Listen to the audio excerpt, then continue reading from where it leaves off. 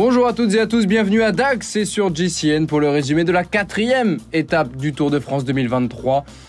Les coureurs sont prêts pour un nouveau sprint après la domination de Jasper Philipsen sur la 3e étape. Ici André Darrigade aux côtés de Christian Prudhomme. 94 ans Darrigade. Dans les années 50-56, il avait pris le maillot jaune. Et c'est évidemment 22 victoires, le maillot vert qui fête cette année les 70 ans. Un maillot vert sur les épaules de Victor Lafay aujourd'hui, mais peut-être plus pour longtemps, car direction Nogaro, les sprinteurs seront à la fête. Il y aura un sprint intermédiaire du côté de Notre-Dame des cyclistes.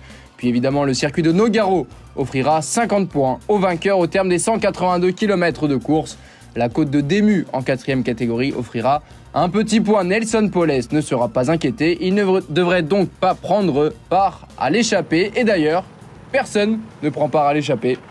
Le peloton décide de rouler tranquillement, 37 de moyenne, durant un très long moment. Sylvain Dillier et Stefan Kug, les anciens champions de Suisse, discutent à l'avance. Et le sprint intermédiaire à 88 km de l'arrivée qui va réveiller le peloton. La formation Alpecin de Koenig pour Philipsen a très bien emmené. Coquard est dans la roue. On a vu Pedersen et Caleb Ewan également. Jasper Philipsen qui montre déjà qu'il est le plus fort devant Coquard. Jordi Meeus a pris la 5e place. Et juste après, regardez, on met le classement. Et Benoît Cosnefroy en profite. Le Normand qui attaque en compagnie d'Anthony Delaplace. Son compatriote normand, tous les deux de la Manche même. L'un de Valognes, l'autre de Cherbourg.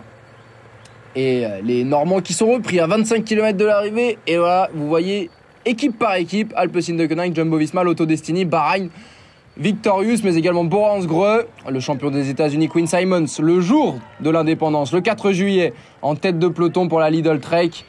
Mats Pedersen a peut-être une bonne opportunité aujourd'hui sur le circuit Paul Armagnac de Nogaro. Regardez cette courbe, il faudra faire très attention dans les virages, de ne pas aller à la faute. C'est étroit par moment avant de s'élargir pour le dernier kilomètre. Et regardez, on peut facilement prendre un petit peu d'avance. Matej Moric et la chute de Fabio Jakobsen, le champion d'Europe qui a touché une roue et qui tombe à 1 km 500 de l'arrivée.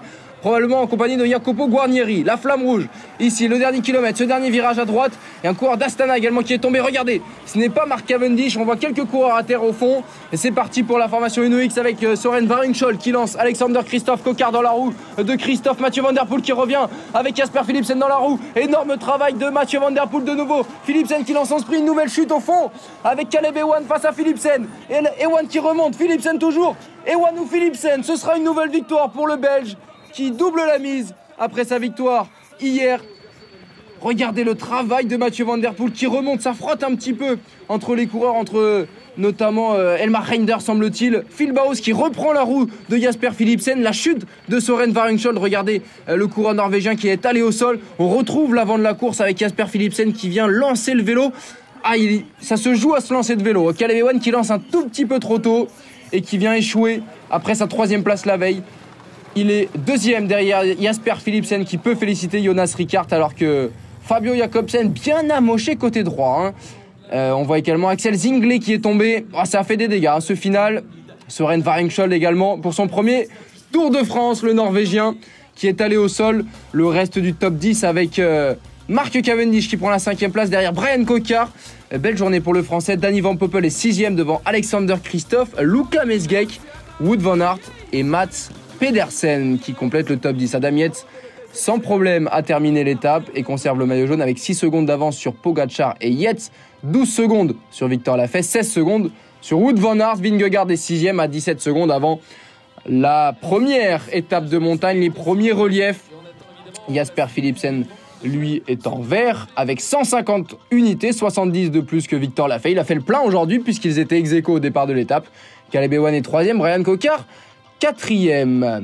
L'étape de demain justement, départ de Pau, arrivée à La Reims où s'est imposé Tadej Pogacar mais également Primož Roglič. Est-ce que le bastion va rester slovène? Il y aura un premier sprint intermédiaire, puis le col de Soudé hors catégorie, le col d'Icher et le col de Marie-Blanc. En première catégorie, il y aura des bonifications 8, 5 et 2 au sommet de Marie-Blanc. Donc peut-être un intérêt également pour les favoris au classement général d'aller prendre le meilleur sur leurs adversaires au sommet de Marie-Blanc. On quitte le circuit de Nogaro. Quelques-uns des coureurs avec des plaies. On espère que ça ira et qu'ils vont pouvoir repartir. Mais demain, ce sera une difficile étape pour eux. Un petit peu plus passionnante, on l'espère, que cette longue journée passée au sein du peloton.